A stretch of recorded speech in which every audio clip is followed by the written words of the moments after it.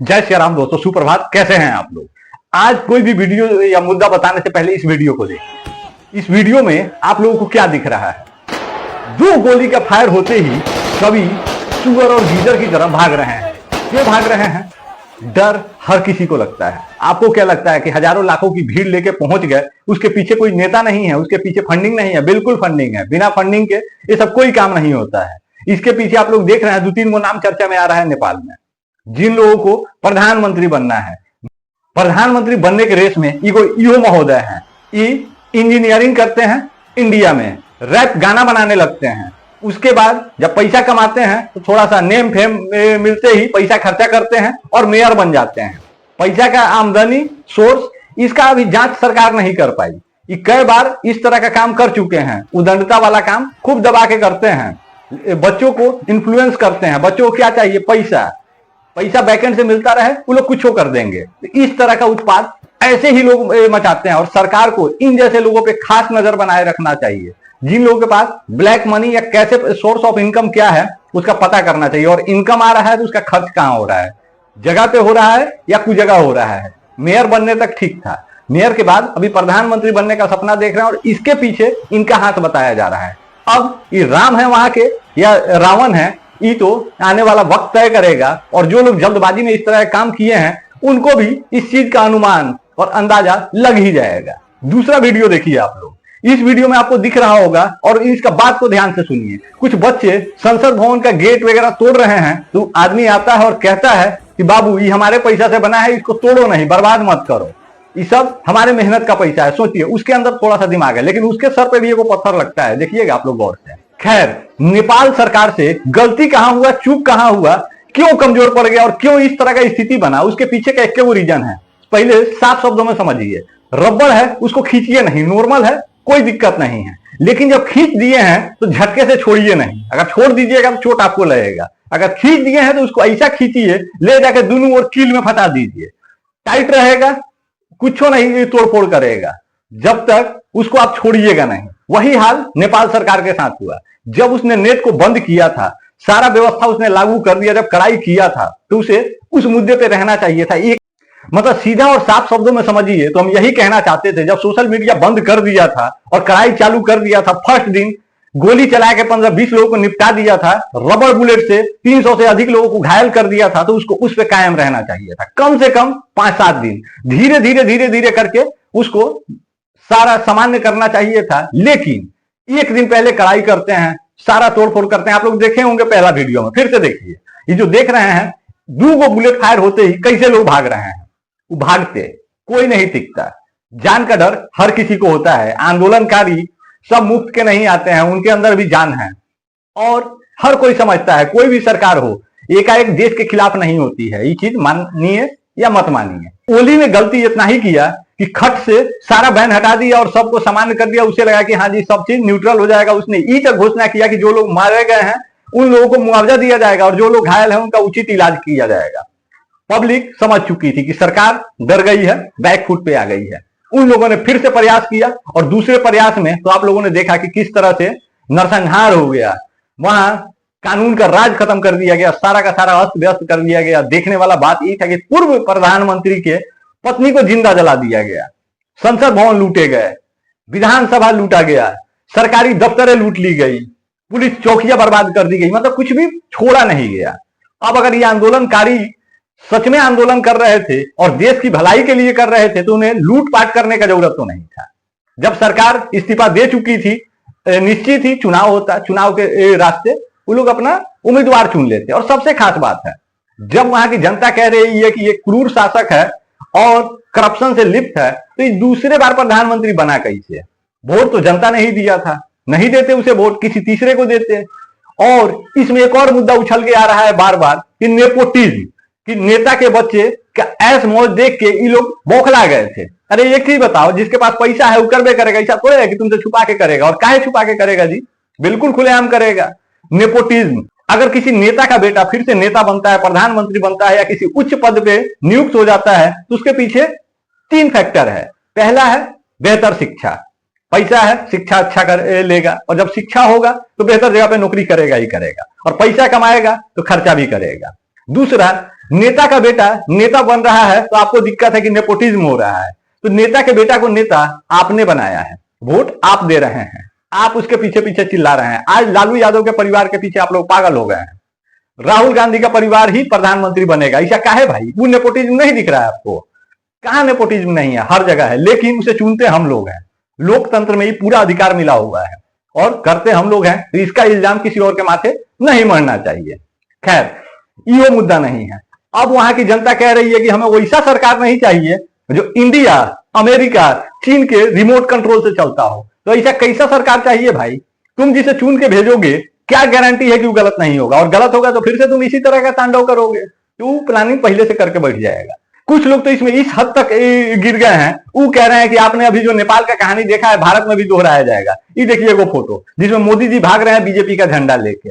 गजब का थ्योरी चल रहा है। मतलब अपने देश का अपमान करने में कुछ चूतिए टाइप, जाहिल जिहादी टाइप लोग हैं जिन्हें शर्म नहीं आ रहा है। मोदी जी देश छोड़ के भाग रहे हैं और तुम सुरक्षित हो। कोई सुरक्षित नहीं बच रहा है। वहां जब शासन प्रशासन ध्वस्त होगा तो हर कोई लपेटे जाएंगे।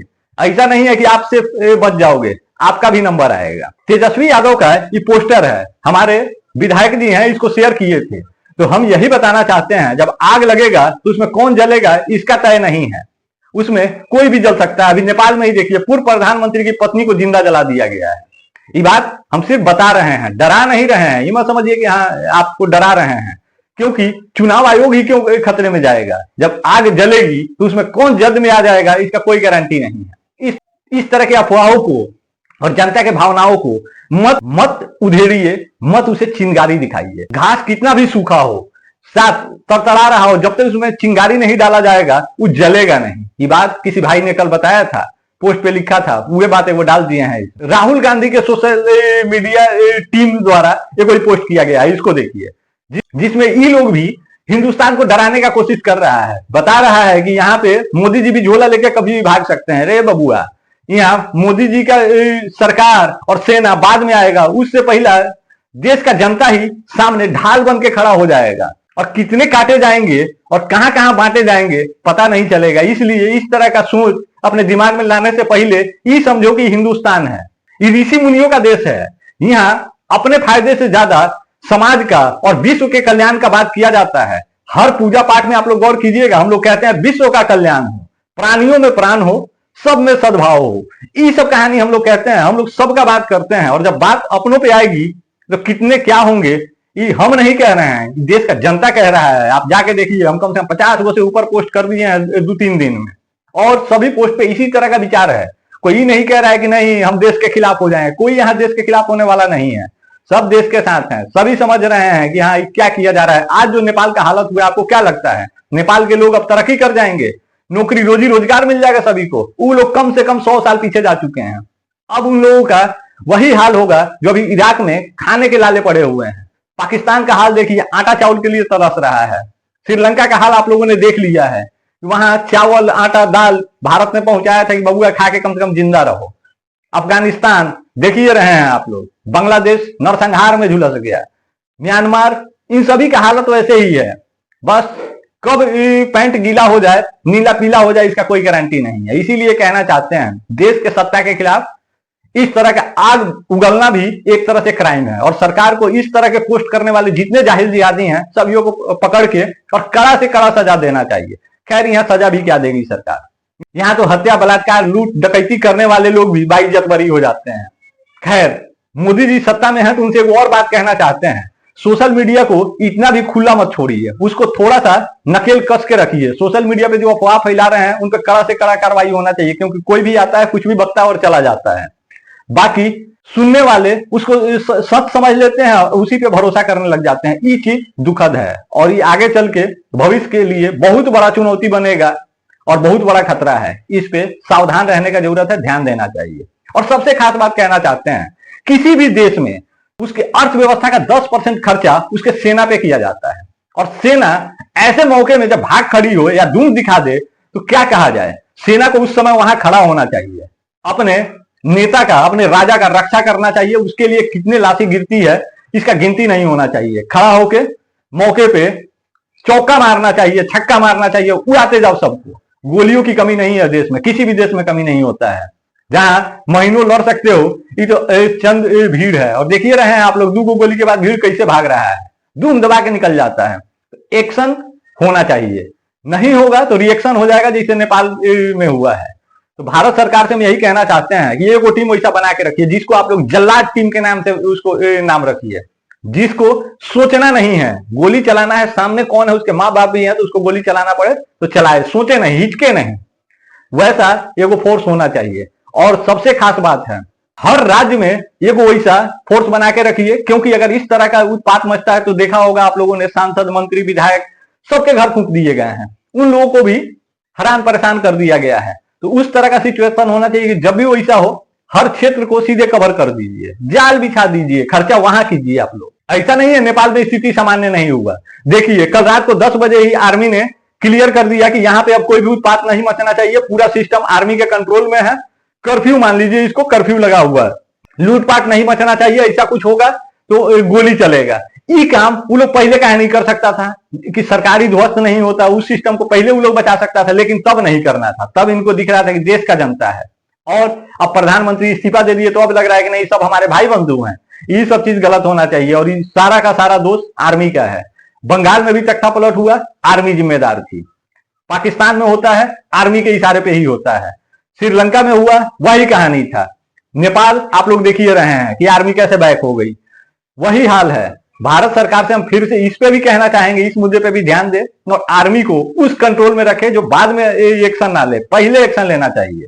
और जो भी इस तरह का अगर आपको लगे शक वाला व्यक्ति, उसको साइड कीजिए। वो सब चीज देश के लिए बहुत बड़ा खतरा है, और लोकतंत्र के लिए तो मतलब आत्महत्या करने के बराबर है। बाकी आज ज्यादा कुछ कहेंगे नहीं, लेकिन ये मुद्दा वही है। और आप लोगों इतना ही ध्यान दीजिए कि विरोधी सब जो भी इस तरह का बात कर रहा है, उनको हम इतना ही कहना चाहते हैं, जब आग लगेगा तो तुम्हारा घर भी इसी दायरे में आएगा। तुम ये मत समझो कि तुम दूसरे गोले से आए हो और तुम बच जाओगे।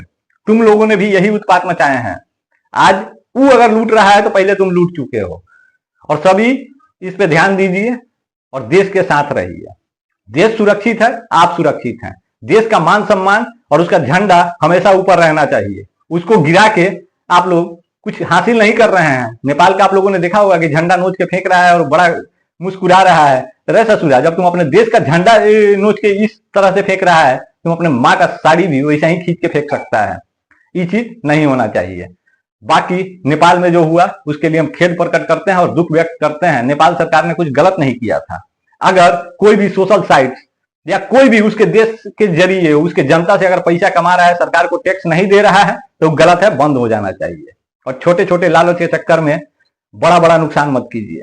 आप लोगों ने एक देश का मान सम्मान गिरा दिया, उसका अर्थव्यवस्था तो ध्वस्त हुआ ही, बाकी मनोबल भी तोड़ दिया आप लोगों ने।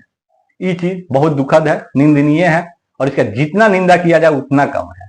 बाकी मिलते हैं किसी अगले वीडियो में किसी अगले कंटेंट के साथ। तब तक जय सिया राम।